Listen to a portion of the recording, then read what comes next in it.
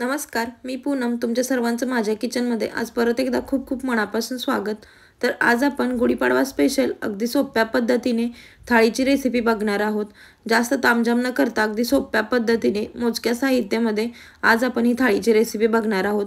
तर थाळीच्या रेसिपीमध्ये आलू मटरची भाजी, शेवयाची खीर, दाल तडका, जीरा राईस, पुरी आणि त्याचबरोबर पापडसुद्धा असणार आहे. तर हा व्हिडिओ शेवटपर्यंत नक्की बघा. चला तर मग जास्त वेळ न वाया घालवता रेसिपीला सुरुवात करूया.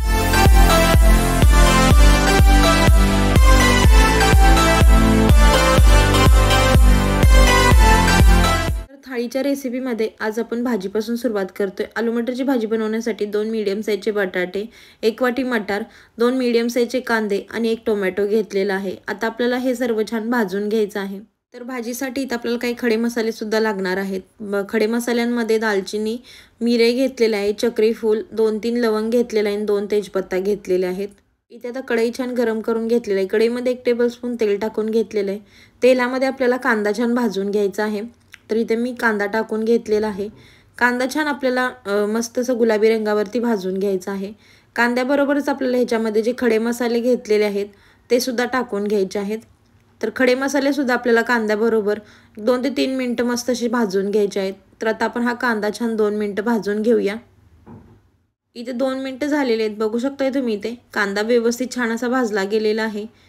आता आपल्याला ह्याच्यामध्येच टोमॅटो टाकून घ्यायचा आहे आणि टोमॅटोसुद्धा आपल्याला 1-2 ते 3 मिनिटं मस्त कांद्याबरोबरच छान भाजून घ्यायचा आहे. कांदा टोमॅटो छान मऊ पडेपर्यंत आपल्याला व्यवस्थित छान असं भाजून घ्यायचं आहे. इथे आता 2 मिनिटं झालेले आहेत. कांदा टोमॅटो अगदी व्यवस्थित छान भाजलं गेलेलं आहे. बघू शकताय तुम्ही इथे. आता आपल्याला हे थंड झाल्यानंतर ह्याची मिक्सरला अगदी बारीक अशी पेस्ट करून घ्यायची आहे. तर आता आपण हे व्यवस्थित थंड करून मिक्सरला ह्याची छान अशी पेस्ट करून घेऊया. तर इथे आता परत त्याच कढईमध्ये 1 टेबलस्पून तेल टाकून घेतलेलं आहे. तेलामध्ये जो बटाटा घेतलेला आहे तो बटाटा आणि मटार टाकून घ्यायचा आहे.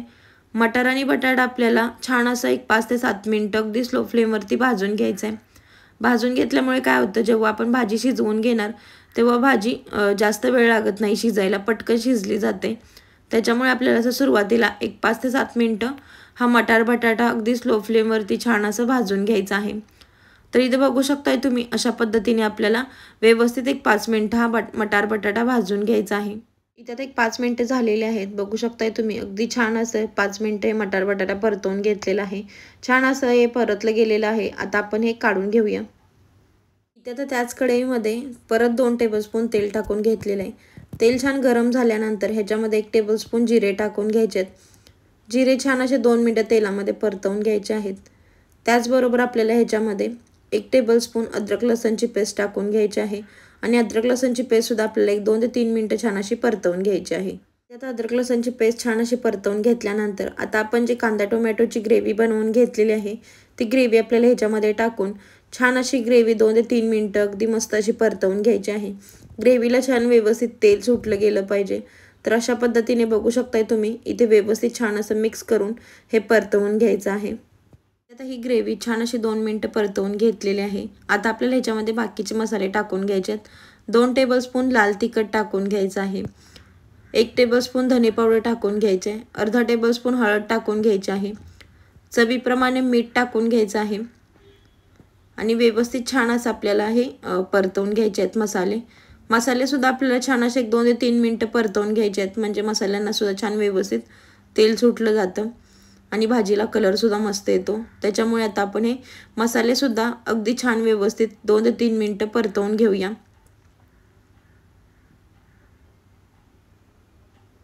इथे आता 2 ते 3 मिनिटं झालेले आहेत. बघू शकताय तुम्ही ग्रेव्ही छान अशी परतवून घेतलेली आहे. मस्त ग्रेव्हीला कलर आलेला आहे. आता ह्याच्यामध्ये जे मटार आणि बटाटा आपण परतवून घेतले ते टाकून घ्यायचं आहे आणि परत एकदा व्यवस्थित छान असं मिक्स करून घ्यायचं आहे. पूर्णपणे ग्रेव्हीमध्ये हे छान असं मिक्स करून घ्यायचं आहे. आता आपल्याला ह्याच्यामध्ये पाणी टाकून घ्यायचं आहे. तर आता आपल्याला ह्या भाजीमध्ये गरम पाण्याचा वापर करायचा आहे.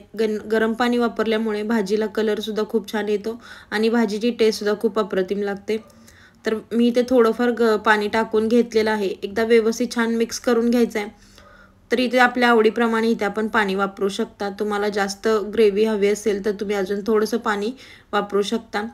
अजून मटार बटाटा आपले थोडेफार शिजायला बाकी आहे, त्याच्यामुळे शिजेल इतपत आपल्याला ह्याच्यामध्ये पाणी टाकून घ्यायचं आहे. इथे आता 15 मिनटं झालेली आहेत. मस्त अशी आलू मटरची भाजी शिजवून घेतलेली आहे.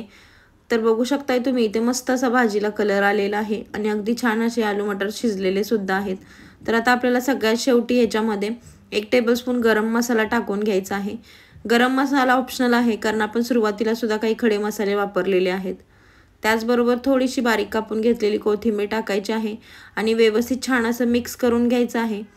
तर इथे आपली ही मस्त अशी आलू मटरची भाजी तयार झालेली आहे. व्यवस्थित छान असं मिक्स करून घ्यायचं आहे. तर इथे आपली मस्त ही चमचमीत अशी आलू मटरची भाजी तयार झालेली आहे. आता आपण ही बाजूला ठेवून घेऊया. तर थाळीच्या रेसिपीमधील दुसरा पदार्थ आहे शेवयाची खीर. शेवयाची खीर बनवण्यासाठी इथे एक पातेलं गरम करून घेतलेलं आहे. त्याच्यामध्ये 1 टेबलस्पून तूप टाकून घ्यायचे. तूप छान गरम झाल्यानंतर आपल्याला ह्याच्यामध्ये शेवया भाजून घ्यायच्या आहेत. तर आज इथे मी थाळीच्या रेसिपीमध्ये शेवयाची खीर दाखवलेली आहे. तुम्ही जर शेवयाची खीर बनवणार नसाल किंवा दुसरं काही श्रीखंड बासुंदी बनवणार असाल तर त्याचीसुद्धा रेसिपी आपल्या चॅनलवरती आहे. तर त्याची लिंक मी तुम्हाला डिस्क्रिप्शन बॉक्समध्ये देईन. तूप छान गरम झाल्यानंतर ह्याच्यामध्ये शेवया टाकून घ्यायच्यात. ह्या मँगो फ्लेवरच्या इथे शेवया घेतलेल्या आहेत. तर शेवयासुद्धा आपल्याला छान अशा तुपामध्ये मिक्स करून एक 2 ते 3 मिनटं व्यवस्थित छान अशा आपल्याला भाजून घ्यायच्या आहेत. तर शेवया भाजताना अगदी स्लो फ्लेमवरती आपल्याला ह्या व्यवस्थित भाजून घ्यायच्या आहेत. इथे तर ह्या शेवया छान अशा 1-2 मिनटं भाजून घेतलेल्या आहेत. तर शेवयामध्येच मी इथे काही ड्रायफ्रूट्स घेतलेले आहेत, तर हे टाकून घेते. तर इथे मी ड्रायफ्रूट्समध्ये थोडेसे काजू आणि थोडेसे बदाम घेतलेले आहेत. तर ड्रायफ्रूट्ससुद्धा इथे मी शेवयामध्ये छान असे भाजून घेते. वेगळं भाजायची गरज भासत नाही. अशा पद्धतीने शेवयामध्येच ड्रायफ्रूटसुद्धा व्यवस्थित छान भाजले जातात. तर इथे आता 2 मिनटं शेवया आणि ड्रायफ्रूट छान भाजल्यानंतर आता आपल्याला ह्याच्यामध्ये दूध टाकून घ्यायचं आहे. तर मी इथे 2 ग्लास गरम दूध टाकून घेतलेलं आहे. शेवयामध्ये नेहमी गरम दूधच टाकून घ्यायचं, म्हणजे शेवया पटकन शिजल्या जातात. तर एकदा व्यवस्थित छान असं मिक्स करून घ्यायचं आहे. आता आपल्याला ह्याच्यामध्ये साखर टाकून घ्यायची आहे. तर इथे तुम्ही तुमच्या आवडीप्रमाणे साखर वापरू शकता. इथे मी अर्धी वाटी साखर घेतलेली आहे, तर साखर टाकून घेते. तुम्हाला जरा जास्त गोड आवडत असेल तर थोडी अजून साखर वापरू शकता. तर साखर टाकल्यानंतर परत एकदा व्यवस्थित छान असं हे मिक्स करून घ्यायचं आहे. आणि आता आपल्याला ही शेवयाची खीर एक 2 ते 3 मिनटं शिजवून घ्यायची आहे. तर इथे आता 2 मिनटं झालेली आहेत. बघू शकताय तुम्ही इथे शेवयाची खीर छान शिजली गेलेली आहे. एकदम मस्त दाटसर अशी आपली ही शेवयाची खीर तयार झालेली आहे. तर एकदा व्यवस्थित छान मिक्स करून घ्यायचं आहे आणि सगळ्यात शेवटी आपल्याला ह्याच्यामध्ये थोडीशी वेलची पावडर टाकून घ्यायची आहे. वेलची पावडर टाकल्यानंतर परत एकदा व्यवस्थित छान अशी मिक्स करून घ्यायचं आहे आणि मस्त अशी आपली ही इथे शेवयाची खीर तयार झालेली आहे.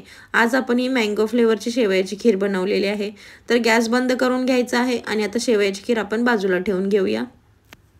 इथे आता आपण थाळीच्या रेसिपीमधील तिसरा पदार्थ बघतोय, दाल तडका. तर दाल तडका बनवण्यासाठी एका पातेल्यामध्ये 2 टेबलस्पून तेल छान गरम करून घेतलेलं आहे. तेलामध्ये 1 टेबलस्पून जिरे, 1 टेबलस्पून मोहरी टाकून घ्यायची आहे.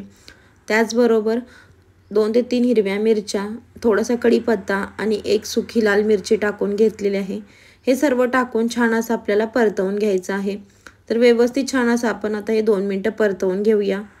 इथे तर हे छान असं 2 मिनटं परतवून घेतलेलं आहे. आता आपण ह्याच्यामध्ये थोडासा हिंग टाकून घ्यायचा आहे. त्याचबरोबर 1 टेबलस्पून हळद टाकून घ्यायची आहे आणि परत हे व्यवस्थित छान असं मिक्स करून घ्यायचं आहे. तर हे छान असं मिक्स करून घेतल्यानंतर आता ह्याच्यामध्ये आपल्याला डाळ टाकून घ्यायची आहे. तर इथे तुरीची आणि मुगाची डाळ मी कुकरला शिजवून घेतलेली आहे. डाळ शिजताना त्याच्यामध्ये थोडीशी हळद आणि 1 टोमॅटो टाकून डाळ व्यवस्थित छान अशी शिजवून घेतलेली आहे.